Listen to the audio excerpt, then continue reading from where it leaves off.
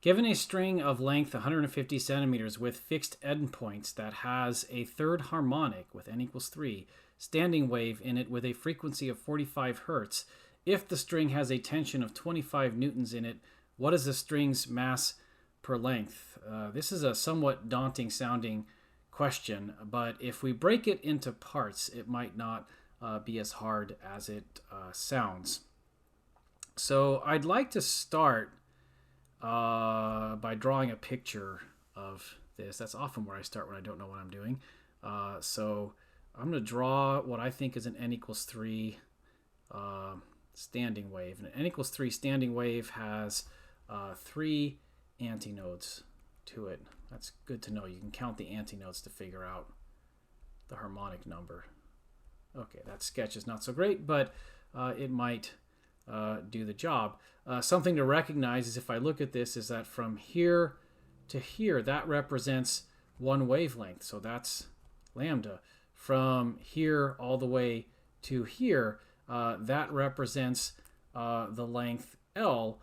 So it looks like L is equal to 1.5 wavelengths. And that makes sense because the formula we had for wavelength was lambda is equal to 2L over n, and this is n equals 3, so this means that lambda is equal to 2/3 L, but that in turn implies that L is equal to 3/2 lambda, which is what I see in the picture here. So I feel like I've understood something when I write that. But in particular, that means that if the length is 150 centimeters, then the wavelength is equal to 100 centimeters. And why might that be interesting? Well, when we look at all the parts of this problem, it says if the string has a tension of 25 newtons in it, what is the string's mass per length? And we know that that probably means we're going to use the wave speed formula for a wave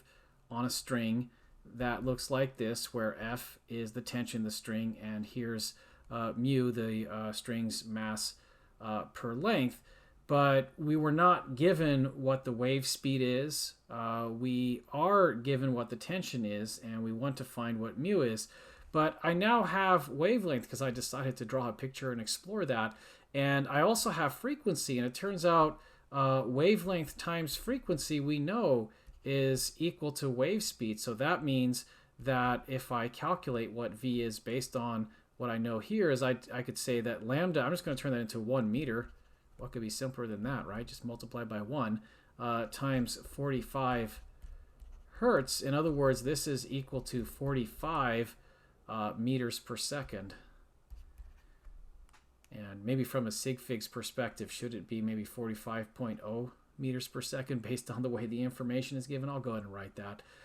So now we have V, and we're given F in the problem of 25.0 newtons.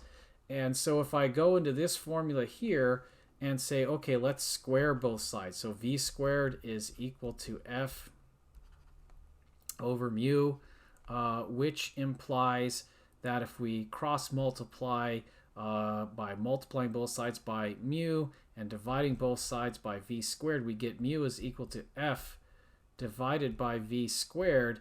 And hang on, that equal sign looked too much like a 2 for my liking, so let me make it a better equal sign. And so since F is equal to 25 newtons divided by 45 meters per second, that gets squared.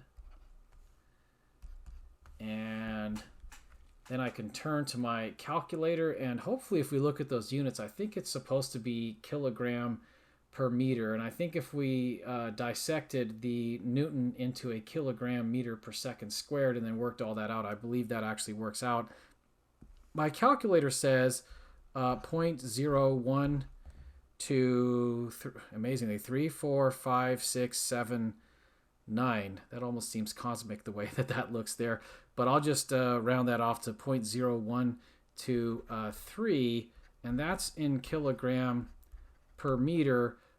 Maybe we could say that since this is a string and strings are relatively light and a kilogram is a pretty big unit relative to how light a string might be, that we could express this as 12.3 grams per meter for our final answer. Let's go ahead and check what that looks like in the slide, and it looks like we have agreement.